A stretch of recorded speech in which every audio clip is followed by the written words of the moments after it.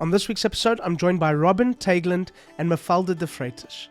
Robin is born in the US, has been living in Sweden for the last 30 years, and in 1986 visited and fell in love with Portugal. Mafalda is born in Portugal, grew up in the UK and Sweden, and is now back home, and together with Robin is running Ocean Tech Hub, an incredible company that is developing technology to sustain the ocean, protect the ocean, and develop a blue ecosystem. We discuss, amongst other things, what brought Mafalda back to Portugal, why Robin fell in love with Portugal all those years ago and the feeling still hasn't gone away, the amazing work they're doing with Ocean Tech Hub, the incredible coastline of Peniche and the Silver Coast and what makes it so unique and so beautiful, and Robin shares an interesting story about fishermen in a biker bar.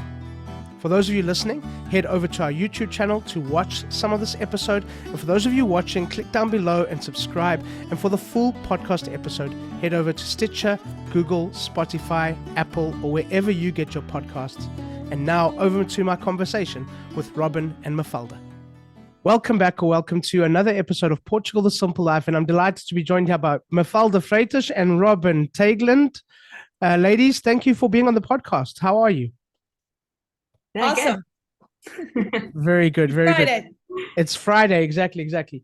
Why don't we just start? So we're doing a cross-European episode here. Mafalda's only about, I don't know, as the crow flies between Foz do Aurélio and Peniche is not that far. It's maybe about 20 kilometers. Yeah, Robin, you're in Sweden right now? Yeah. Yes. Okay. Mm-hmm. But ladies, why don't you start off by telling us a bit about yourselves? Mafalda, you can go first. Yeah. So I'm Mafalda Freitas. Thank you so much, Dylan, for the invitation to be on here. I'm a marine biologist based in Peniche at the moment, working in this initiative, Peniche Ocean Watch. And yeah, I love to go surfing, which is great being based here in Peniche and all things ocean related. And so, yeah, it's good to be here. Thank you so much. How about you, Robin? Yeah, great. Hi. As mentioned, my name is Robin Tagland. I'm originally from the United States. I have been living in Sweden for 30 years now. Started coming to Portugal a few years back. So also the co-founder of Ocean Tech Hub. 58 years old, love the outdoors, nature, ocean, surfing, tennis, whatever, just as long as it's action and there's interaction, team sport. And when I was 7 years old, we moved to the UK, which is where I learned English and hence this accent. And then when I was about 16, we moved as a family, to my parents and my siblings, to Sweden. And so I did my high school in Sweden, and then I went back to the UK for university in Scotland, and then a master's in Denmark, Portugal for a second master's, and then back to Sweden at the beginning of COVID, which was where I met Robin. And so it's been a very, very varied upbringing. When somebody asks me where I'm from, I often say Europe because it's tricky. Right. Yeah, it's about right. Tricky to put one place down. I came back to Portugal around, it's probably 6-7 years ago for the first time after since 1986. And exactly, I was invited to speak at a large conference and spent a week traveling around, and just wow. I mean, it was just fantastic to come back, see the authenticity of the country, the culture.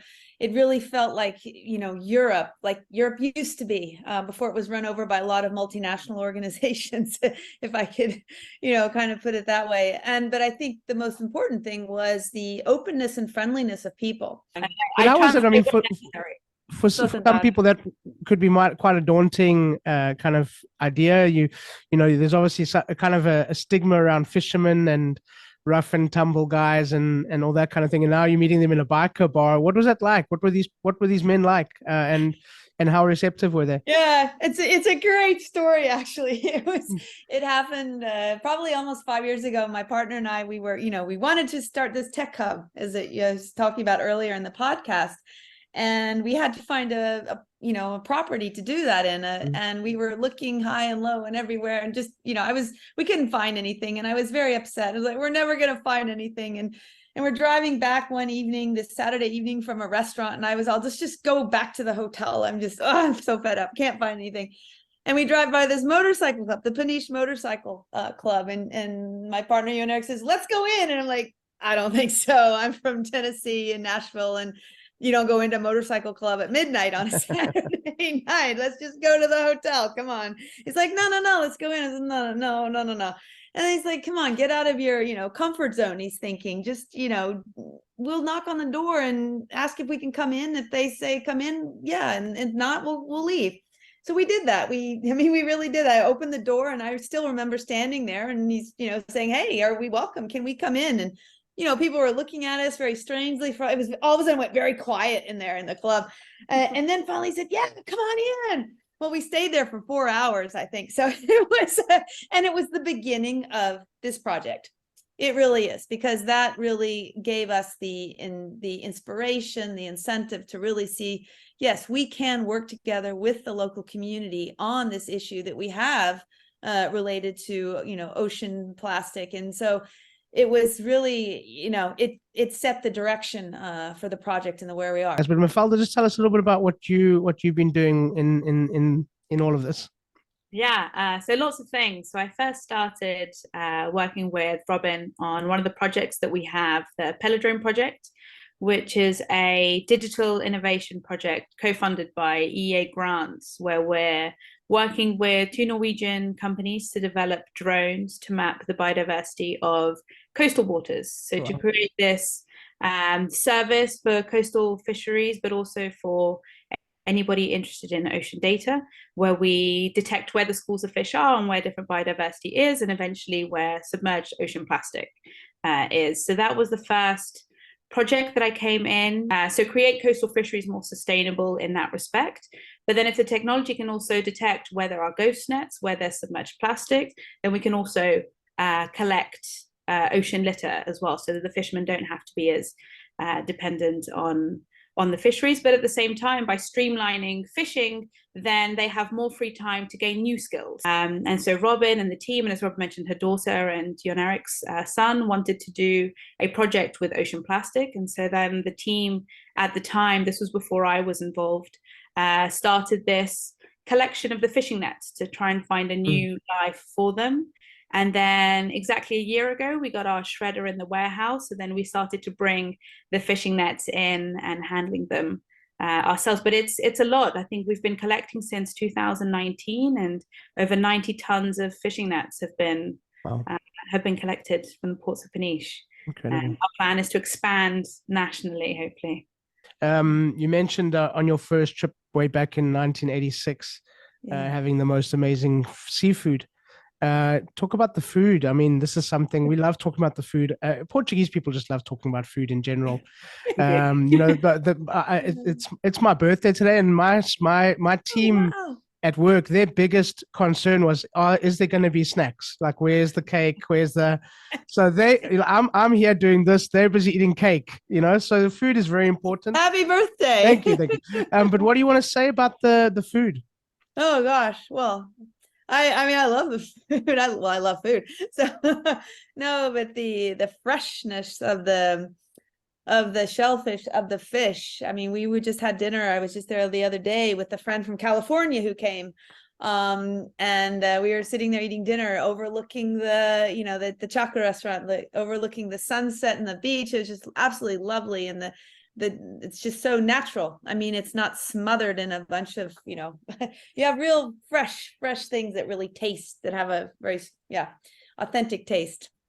Ladies, for the both of you, and Mafalda, you can go first, and then Robin, what's one thing that you would like people to take away and remember from our conversation? Oh, that's a very good question. Tough to go first. From our conversation, one thing. I'm going to break it into 2 slightly, if that's okay. I'll allow it. It. One thing about Portugal is that we are very warm, welcoming people, very eager to learn and eager to collaborate. And so I think that if people have interesting ideas, projects, that to not be shy about coming and reaching out and fostering these collaborations, these bridges that Robin was talking about, because we're very eager both to improve the state of Portugal, but to really harness all of this knowledge and technology. We can start small and grassroots and have a really large impact that everybody can do a little that goes a long way. And so I think that people should feel inspired by that, hopefully. Wonderful. Robin? Oh, how does one follow up on that, Mafalda? You said it all. That was amazing. I can only agree with Mafalda, but I think it's a little bit about, my motorcycle club experience. Dare to do. Break out of your comfort zone, meet people who aren't like yourselves, and let the magic happen. Ladies, a question that we ask all of our guests. Portugal, the simple life. Why? Well, as a researcher, I always like to define words. What does simple mean? And I think there's something about it to be said about that. Keep it simple, definitely, as much as one can. I think in Portugal, there is that is one of the beautiful aspects of Portugal still. I think that it is about keeping life simple, keep remembering what's important in life. Awesome. Mafalda? Yeah. Again, going back to Portugal's biggest strength and the friendliness, keeping it simple, and the ocean step by step. Everybody loves to.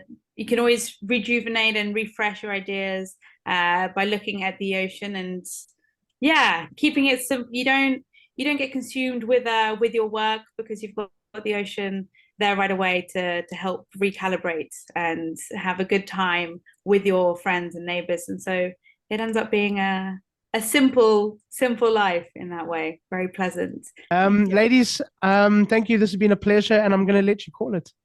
Okay. Thank you so much. We really looking forward to seeing you in real life. Yeah. Exactly. Yeah, absolutely. And please send your daughter our way. We would love to speak with her. Cool. Yeah. Cool. So, fantastic. So thank you once again to our guests, and thank you to all of you for listening. Please subscribe, share with your friends, give us a thumbs up, and please leave a comment or a review. We always love to hear from you. Don't forget, Portugal the Simple Life also has a magazine, so download it. It's for free.